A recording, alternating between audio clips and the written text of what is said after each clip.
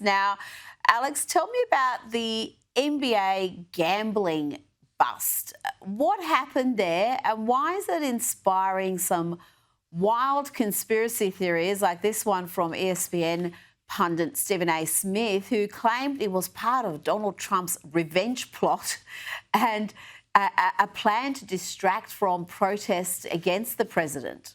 Have I said Trump is coming? He's coming. I'm going to say it on national television again. Bad Bunny is performing at the Super Bowl, and all of a sudden you hearing ICE is going to be there, looking to engage in mass deportations. The Super Bowl, disrupting things. Big night for the NBA. Wembanyama put on a show. That has now been smeared because we're talking about this story, okay? Remember, Trump has a long, long history connected to the world of sports because he had those casinos. Where do you think folks were coming half the time? I'm not talking about individuals. I'm talking about the culture. Whatever. It's hard to keep up with that incoherent rant. It went on for some time longer. He also claimed, Alex, that Donald Trump was going to come for the WNBA next. I mean, that would be the best thing that happened to the WNBA since Caitlin Clark if Donald Trump picked a fight with them. No, I know the WNBA needs all the publicity they can get. But you know what's so crazy about Stephen A. Smith is that he is the biggest hack journalist that there is. I mean, he's a guy that would tell you the conspiracy theories are dangerous, that he creates a fake conspiracy saying that Donald Trump is targeting NBA players. But see, Rita, this is a big deal because if these players were using rigged cards or, deck shuffling machines that were rigged, or glasses, theoretically, where they knew what the cards were going to come, whenever they were dealt, they were robbing people. And that's a serious crime. And if you're robbing people of hundreds of thousands of dollars, you need to go to jail. I don't care if you're an NBA Hall of Famer. I'm sorry. Using your clout to rob people, is a crime. So I don't think that this was necessarily a political move. I think this is a move to kind of show that these people that, the Donald Trump administration is not going to play around when it comes to defrauding, other millionaires. We're going to protect the people that are most powerful in this country, and, they deserve to be protected. And I know that sounds crazy, but I'm just saying if you're gambling, you take a risk, that you can lose. But if you're being cheated, that's a crime. That's theft. And those NBA players, if that's what they did, they deserve to go to jail. Well, NBA legend Shaquille O'Neal seems to agree with you. He had a very different take to Stephen A. Smith.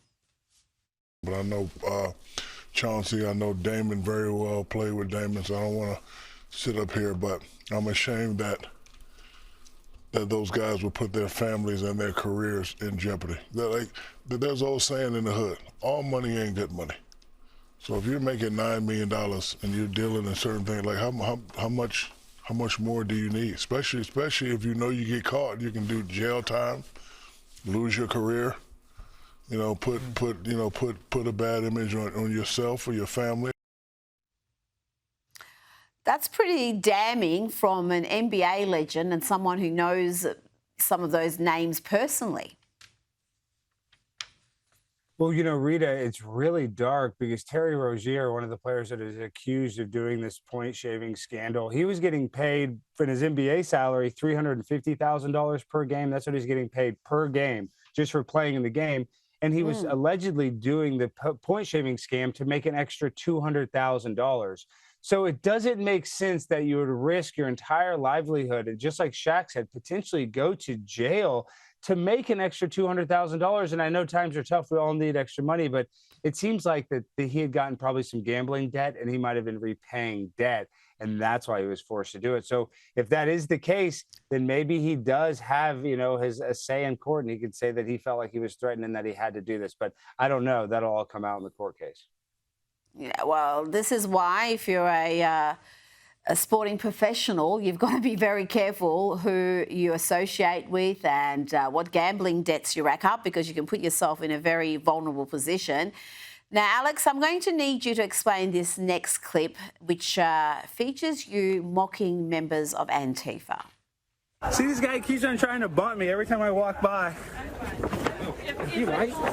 Dude, I'm walking down the street. I'm standing here. I'm allowed to get out. Let him go sideways. Get out of my... All right, Alex, you need to leave. I'm not leaving, guys. You're trying to get in my way. I'm here on a public street. Get out of my way. Oh my God, guys, I'm so scared. The Antifa, they brought their play guns, their squirt guns. Oh my God, your arts and crafts time. Did this mess up your arts and crafts time? You guys gonna be able to go home and play with your arts and crafts after this? Why is it so tiny? Alex, these thugs have left journalists seriously injured. I mean, what are you doing there? You only need one of them to act up and it could end in disaster. No, you're exactly right. And actually, one of the people there was Benjamin Song, who ended up getting arrested for shooting an ICE agent. So that video is, actually a year old. I reposted it. I reposted it because of the Benjamin Song guy. He's in jail right now. So no, it's a serious thing.